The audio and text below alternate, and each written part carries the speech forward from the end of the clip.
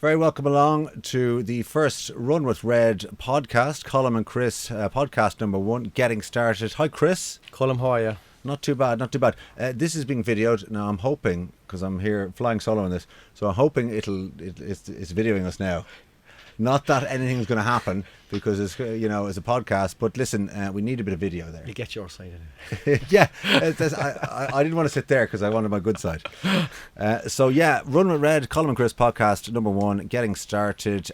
Chris Harrington, how are you doing? Great, fantastic, just finished the run.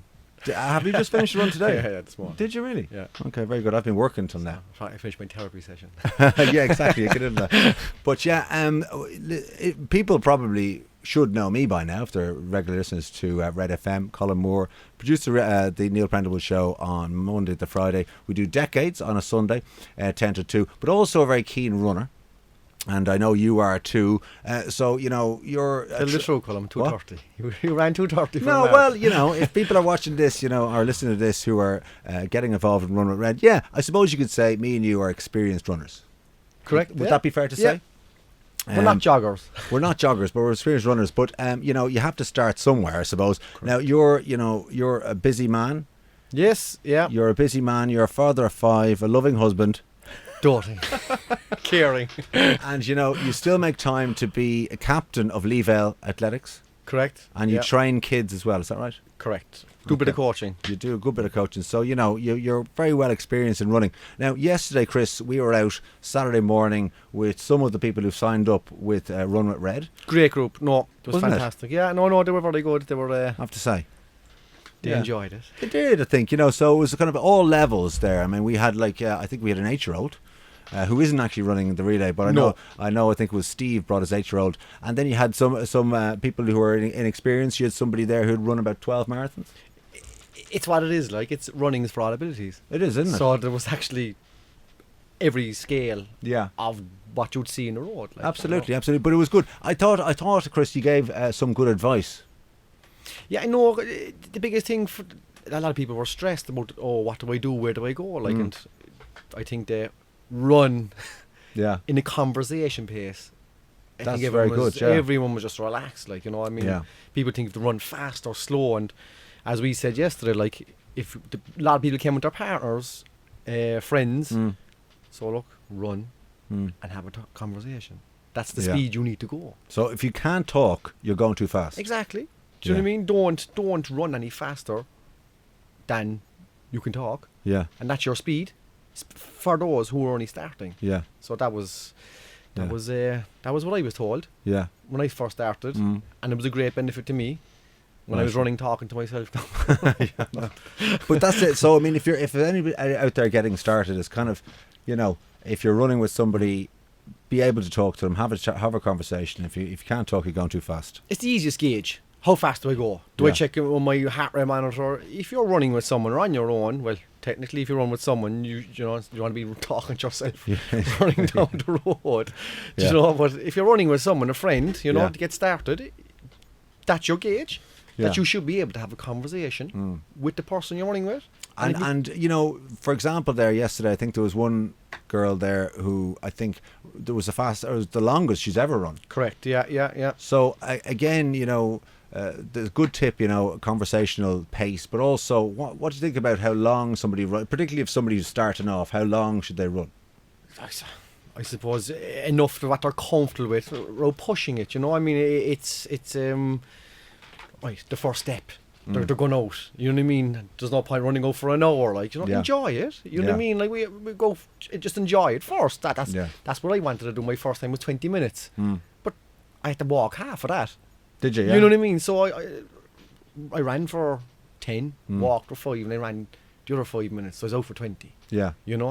So that's it. Maybe if somebody's starting, kind of get out, jog, walk. Look, the way I was taught, there was no rules. Just don't be doing anything silly, I mean, going out running as fast as you can, and then getting an injury and then hating it because they're holding you back for some reason. I mean, enjoy it. Yeah, Enjoy that's it. Yeah, I mean that's because that's important to remember as well. Because I mean, if you really don't like it, if you really dislike it or it doesn't agree with you, that's fine. But the important thing to do is kind of like if you're getting into running, enjoy it. I think a lot of people put roadblocks in front of them. Do you You're think going so? for a run. Now my knees, or Yeah, my yeah. back, or they just automatically just put something in front of them. Yeah. Because they're daunted by the task of how far do I run, how fast do I go. So they're thinking of all the negative sides of running without actually embracing.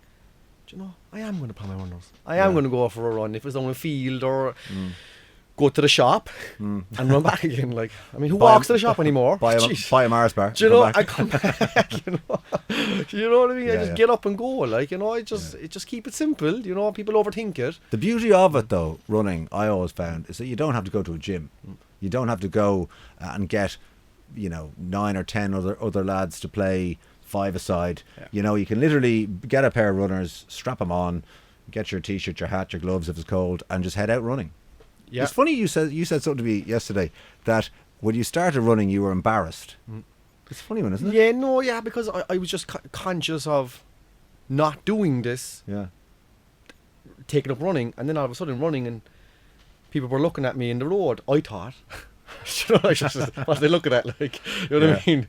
A pair of shorts, You'd a be t-shirt, surprised you know? how common that is. Yeah. People can say, I don't want to run on the road. I'd be embarrassed. Well, my biggest thing for me, I was a bit conscious of, I was never a big guy, but I was 4 stone heavier than what I am now. Do you know? But I never looked massive. You know what I mean? Yeah. In my head I was, but but that's another thing as well. People are conscious of their appearance. They're thinking, do I look like an idiot running in a pair of shorts and I'm overweight or underweight or whatever weight they might? It's self-image.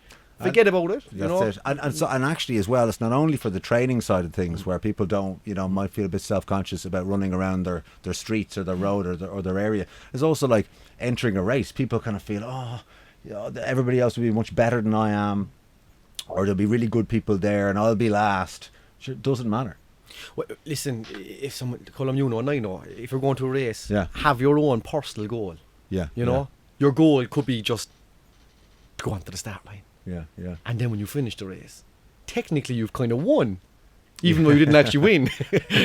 But you've won the battle between you Yeah. and your reason why you're doing it. Yeah. What's your why? Why did you do it? Why at the start line? Yeah. Everyone has so many different reasons. That's why I always say, running for me personally, Yeah. everyone's a winner. Like no one's a loser. We all have our own reasons, bar maybe the top 10 guys that actually want to win the race, Yeah. or 15, but they all want to win the race. But further down the field, like, everyone has a story.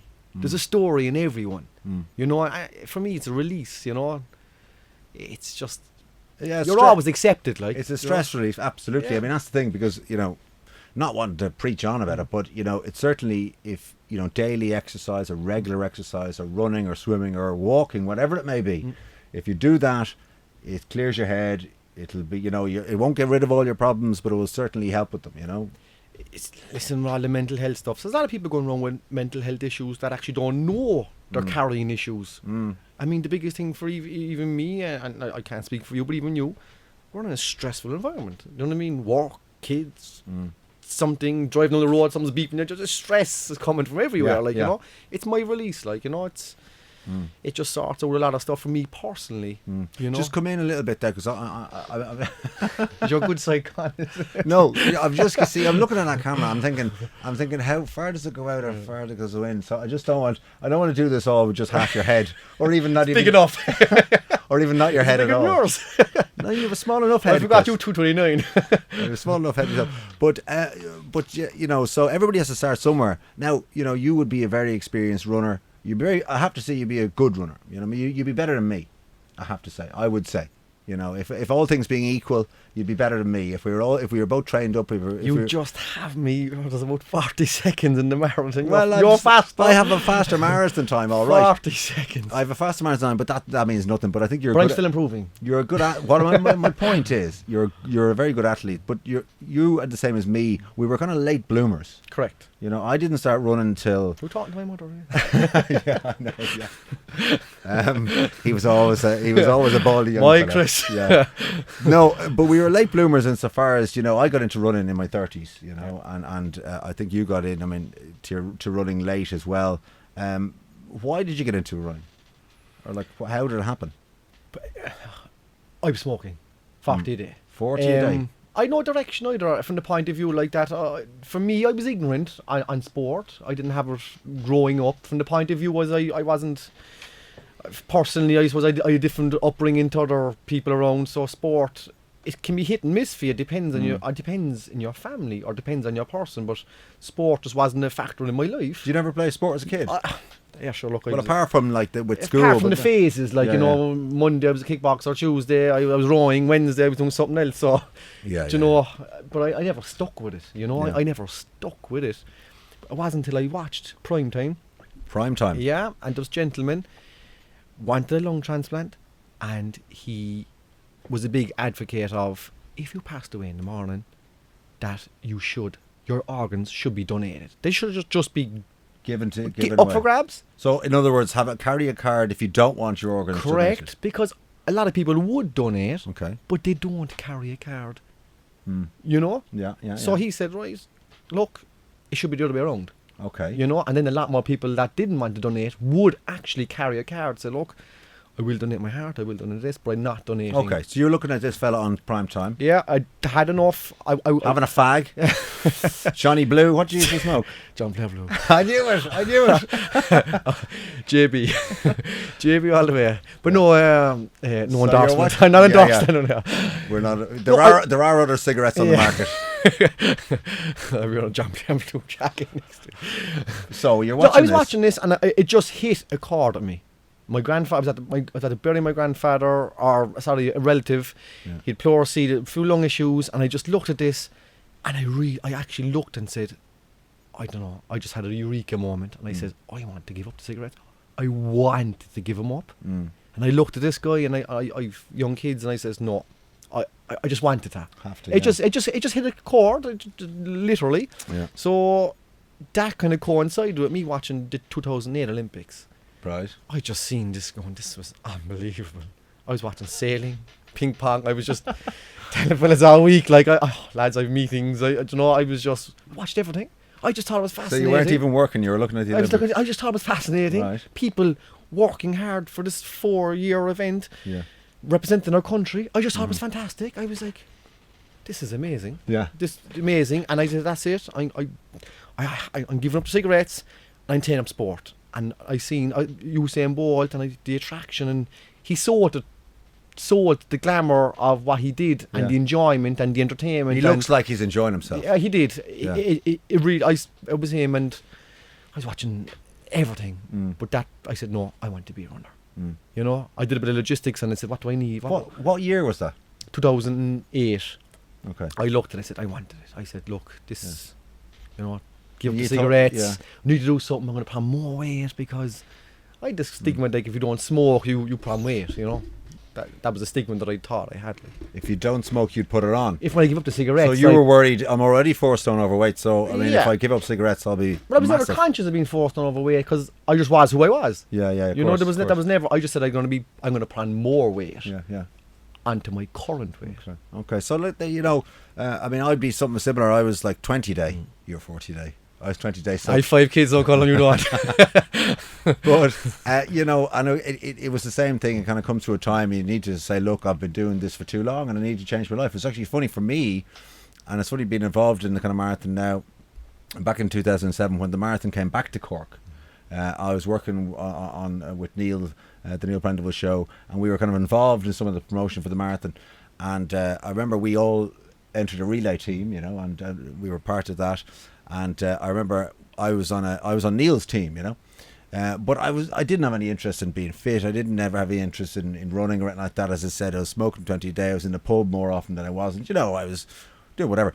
And that weekend of the 2007 marathon, I was in the pub on the Friday night, I was in the pub on the Saturday night, and I was in the pub on the Sunday night for the Monday. Before you were educated. Yeah, and I was there going, well, I remember going, and I was like, I woke up on the Monday morning, I was like going, I do not want to do this. I mean, I would have done anything to get out of it. Anything. You did Friday, Saturday, Sunday. Oh, wow, good, I like it. You tried it, yeah. But I said I would do anything not to do this. But you see, I was on Neil's team, and if I didn't turn up, Neil would have just hammered me on the radio, and for proper order. I would have deserved it. Yeah. So I was like, I'm gonna have to do this. Like, can't not turn up for work Monday morning. Exactly. So I went out and I did it, and I remember standing waiting as I was the last leg of the marathon. I was out standing at a Model Farm Road, and it was like a little cloud, a little thunder cloud, raining down on top of me. It was a beautiful day. That's what it was, a hangover. It was a beautiful day, and everybody was in great form, and I was just sitting there going, what am I doing? Why am I here? And anyway, so the other person on the team, I can't remember who else was on the team, but certainly Neil was, but the person who was passing it over to me came along, and I got it, and I started running, and I was like, thinking, this isn't actually too bad at all. I was kind of like, I kind of felt quite good, and I started kind of passing people out. I was like, there's another one. I'm going to pass him out, and I'm going to pass her out. They were doing the full, no? They were actually. They were doing the full, like, but just slip that in there. So, and then I kept running and I was coming back the straight road, and I was like, I'm actually enjoying this. And I remember coming around the top of Patrick Street at the time, and I turned onto Patrick Street, and there's all these people lining the streets and everybody cheering. And I still get kind of like the hairs on the back of my neck still go up. It was brilliant, and I thought, God, this is amazing. When I came down, crossed the line, it was like, and I was like, that was the best fun I've had all weekend. If you notice, that's the one thing about Cork.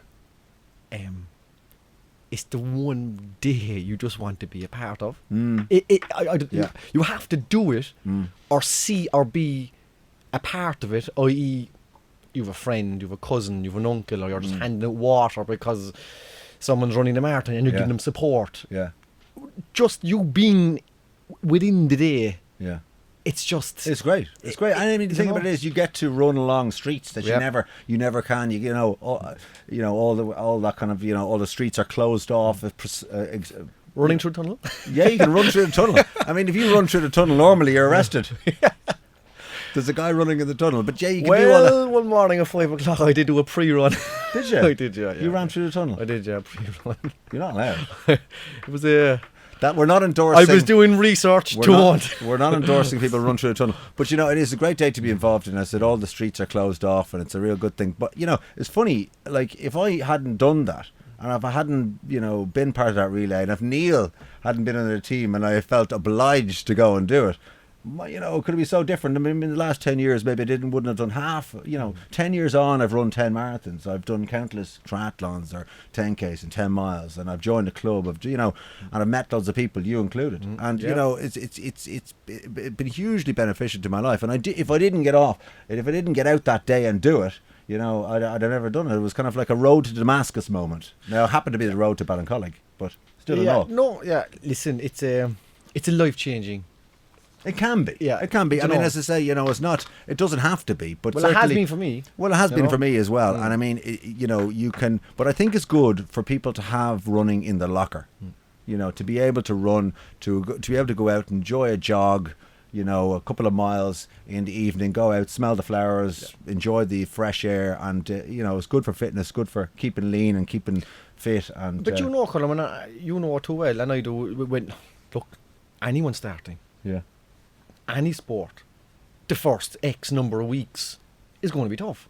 Yeah. It's just stick with it. I mean, like whether you're what sport you're doing.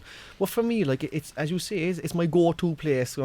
I finished tough day today and work, or I went to X, Y, Z today. I had to do whatever, and I just get out for a run or a walk, and it's exactly. No, it's a bit of downtime. Definitely. So that's the crack. Nice one, Chris. We enjoyed yesterday. We were out running with some of our RunWithRed people. We're going to do this every Saturday going forward until June. So I'll be there, you'll be there, and we'll be there to, as I say, for what it's worth, I mean, we're not the best runners in the world, but we've done it a bit. You know, we've been experienced a bit, and certainly we're there for tips, advice, motivation, inspiration. You know, some to go, and that's another thing. So a lot of people that want to go running would like to fall in with someone. Yeah. So this is what you and myself said, that we'll dedicate our Saturdays or Sundays, when more Saturdays I suppose we'll stick it to. Yeah. And we'll dedicate that, so someone, even if there's one person there that wants support, we're here.